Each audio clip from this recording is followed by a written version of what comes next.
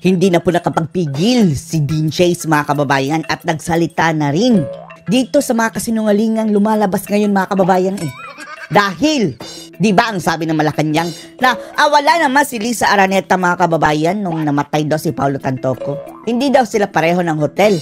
Pero, kinumpirma ni Dean Chase mga kababayan na base sa kanyang nakuhang dokumento.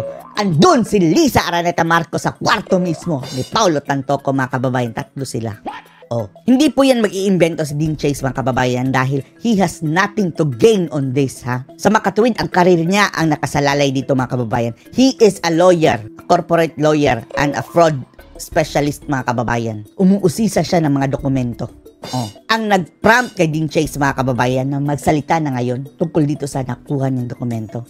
Hindi niya pwede ma-release mga kababayan pero pwede nang i-discuss. Yung comment mga kababayan ng nanay ni Paulo Tantoco na dinidepensahan pa si Liza Araneta Marcos. Comment lang sa social media sa bilyonaryo na sa halip na magalit siya mga kababayan dahil ang kanyang anak ay namatay. Dinidepensahan pa niya si Liza. Ang malaking katanungan daw dito mga kababayan, sino ang nagbigay ng cocaine sa anak niya? Hindi daw ito private matter mga kababayan dahil ginastusan ito ng gobyerno. This is an event ng gobyerno mga kababayan. Ginastusan ng pera ng taong bayan. Panoorin niyo po Gumawa na po ng statement ang mama ni Paulo Tantoco na si Miss Nina Tantoco. So this statement, from the looks of it, hindi po siya masyadong official and it is not very formal as well as you can see. I think this is just a comment from one of Billionario's post and gumamit pa nga po siya ng emoji dito. So it's not very formal po. But getting the gist of the entire message po or comment dito. So basically from the looks of it, dinedefend po niya si Liza Tanas. With all due respect po, Miss Nina Tantoco, sabi niyo po dito, this is supposed to be a private matter po. Hindi po ito private matter anymore. Kasi po, your son po attended an event that was funded by the government. Pera po ng bayan. Galing po ito sa kaban ng bayan. Ang mga lavish parties po, ang mga mamahaling kinakain po nila dito, ang mga iniinom po nila dito ng mga mamahalin na mga wine, galing po ito sa pera ng bayan. Sa kaban po ito ng mga Pilipino. Pera po ito ng guro, pera po ito ng mga magsasaka, pera po ito ng construction workers, pera po ito ng call center agents, galing po ito sa kaban ng bayan. So this is not a private issue anymore po. This is a national issue when it comes to these events kasi po nga funded po ito ng Philippine government. So let us not downplay po this situation because po ang anak nyo po umattend po ito ng event na funded ng Philippine government. As a matter of fact po, ang asawa po nito is an appointed official po sa Philippine government. So again, this is not a private situation. This is not a private issue. This is a national issue. Now, the issue ko po kasi talaga dito sa statement ni Ms. Nina Tantoco, it's very obvious that this is in defense of Liza Tanas. Now, obvious po talaga, Ms. Nina Tantoco, na this is damage control, no? Hindi ko po talaga mawari why you are defending Liza Tanas sa nangyari po sa anak niyo. Dapat po, of all the family members of Paulo, dapat ikaw po ang unang galit. Dapat galit po kayo. Dapat po, hindi po itong ginagawa nyo. Dapat mag-file po kayo ng kaso. And you should be asking questions like, saan po nanggaling ang cocaine? Sino pong nagbigay ng cocaine sa anak nyo? Sino pong kasama ng anak nyo that night? And bakit hinayaan ang anak nyo na mamatay na lang? Because according to the report po kasi, sa document na meron ako, isa po si Liza Tanas sa 3 tao na sumama kay Paulo Tantoco doon sa kwarto niya. Bakit hindi po kayo galit dyan? And that is a fact. The fact is, the night prior, your son was about to die. He was already showing signs. He was sweating profusely.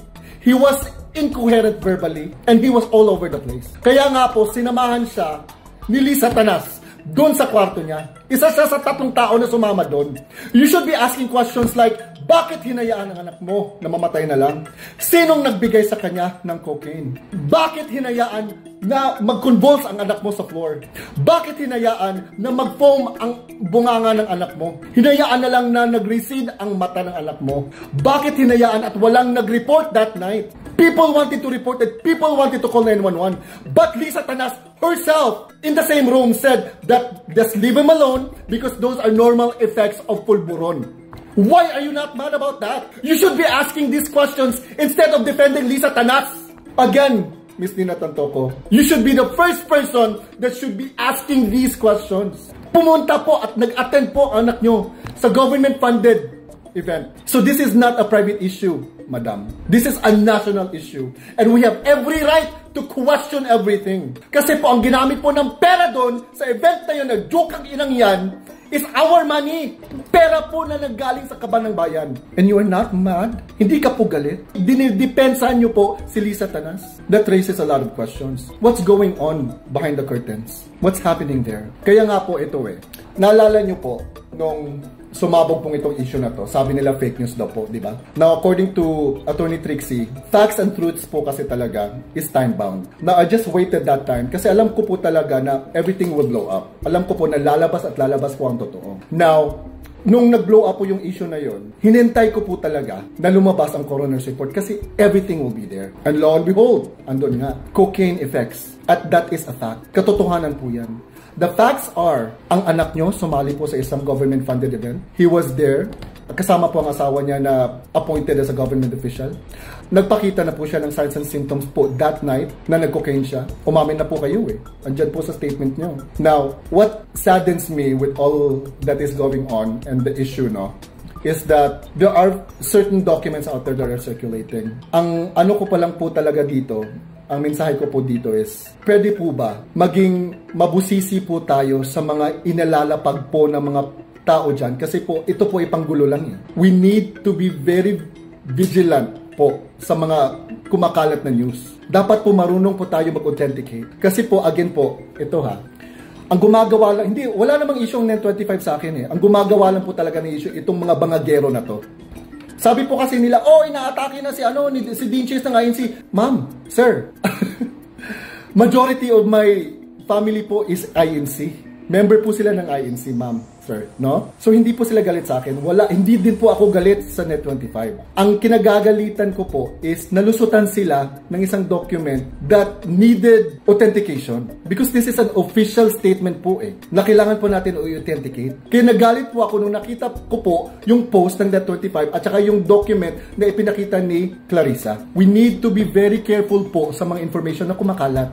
We need to learn how to authenticate these things kasi otherwise, panggulo lang po ito Ginagamit po ito ng mga bangageros, mga supporters sa mga diehard fans ni Bangag. So ma'am, again, going back to you, you should be the first person to be asking these questions. Dapat po, una po kayong magagalit. Okay? Now, I don't know what's going to happen in the next months or few months or weeks or days. I really don't know. Because again, according to I'm holding on to this fact and truth po kasi na according to Attorney Trixie, the truth is time-bound. It may not be factual today, it will be factual in the future. Yan po ang ginawa ko po nung unang pumutok po ang issue na to. Naghintay po talaga ako. Now, all we need to do is just to wait.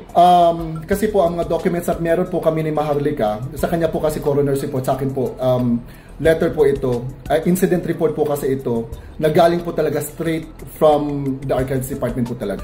I am not releasing any information about that just yet because pwede ko po ito ikakulong. And that is a fact as well. Now, let's just wait po kasi alam ko po talaga, everything will unfold on its own, di ba? Like the coroner's report. We need to be together in this. We need to scream louder. We need to be heard po. Ang mga boses po natin needs to be heard. So let us not let this issue die down. Kasi para po ito kay PRRD.